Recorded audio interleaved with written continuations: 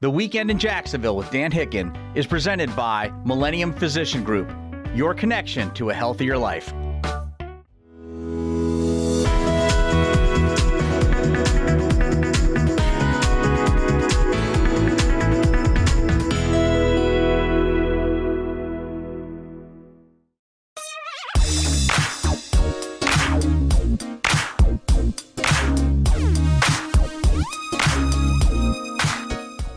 Urban Meyer has been fired. What's up, Jacksonville? It's your favorite media mogul, Dan Hicken, with some sports concepts and rationalizations, ready to give you all things Jacksonville sports this weekend. Let's start with the Jaguars head coach. No longer it is Urban Meyer. It's Darrell Bevell, but that's neither here nor there.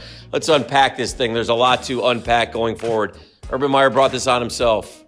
You know, one thing, Shad Khan would have given him a chance, but it was one embarrassment after another embarrassment, and the owner of the Jaguars does not like to be embarrassed. He does not.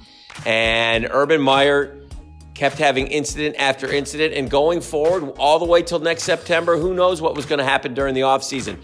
Did Urban Meyer really want to be here? Who knows? At times it sure didn't seem like it. But nonetheless, the bottom line is the bottom line, and Urban Meyer could have gone 2-15 and got a second year.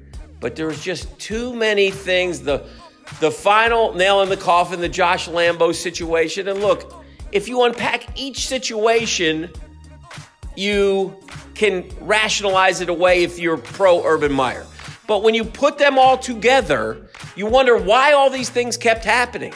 And the truth, well, it's probably somewhere in between, but there's no question that there were incidents. So in the end, I think you just have to chalk this up to one thing. College coach to the NFL didn't work this time. And generally speaking, it doesn't. And Urban Meyer becomes the fourth NFL head coach since the merger who did not make it through his first year. Only three others besides Meyer. Lou Holtz was one of them, college coach. Bobby Petrino was one of them, college coach. And a guy named Pete McCulley was one of them in San Francisco. Don't know if he was college coach, quite frankly. So Meyer gone. And now what we have to hope for is that Shad Khan can get a base hit on the next hiring, because he's 0 for 4, man. And listen, he wants to win. He's trying. He's tried everything. Okay, I'll listen to the general manager. I'll give Malarkey a chance. You tell me it's a good team. They went 2-14. I made an immediate change. I brought in a GM who I thought was going to be great. Everybody was on board. He recommended Gus Bradley. This seems like a perfect match. Everybody's rooting for him. 4 years later, didn't work. I'll bring back a blast from the past, Tom Coughlin. He hired Doug Marrone. For one season, we had it. Then it went awry.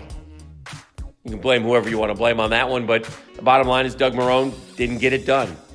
And then going forward, he brought in Urban Meyer, the one that he said, this time I got it right, and he got it so wrong. And the buck stops with Shad because he's the owner. He makes the decisions, but man, oh man, we got to find the right guy. And I don't know who it is. You know, you guys can all decide. You can all vote. You can call Josh McDaniels. You can call Byron Leftwich. You can call Jim Caldwell. You can go down the list here. Eric Bieniemy. Find the right guy. The right guy to develop and nurture and grow with this franchise, and specifically Trevor Lawrence. All right, signing day in college. Never has the 50th ranked class felt so good for a team, but that's the situation for the Florida Gators, because Billy Napier, in 2 weeks, probably did a little more than Dan Mullen did in 4 years. It's not fair. That's not fair. Dan Mullen, 10th, 11th, 12th, 13th, 8th, in that area.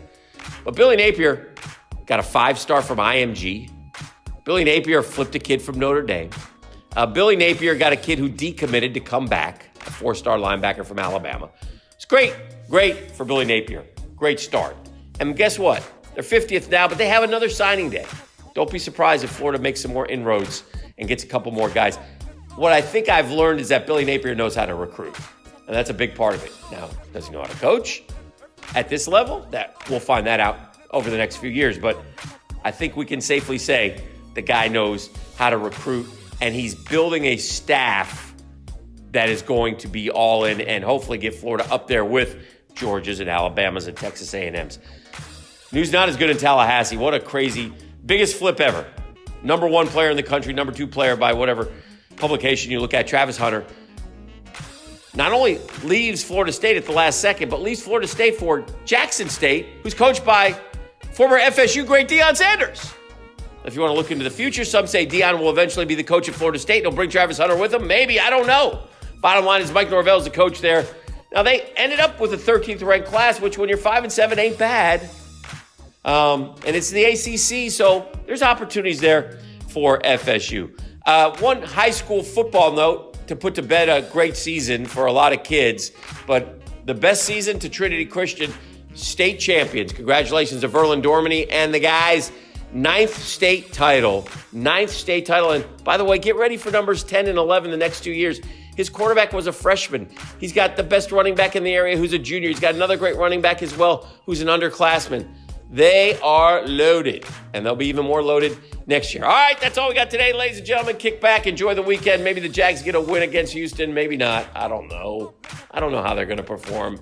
But hang the help wanted sign out there at TIAA Bankfield. Needed, good, great head football coach.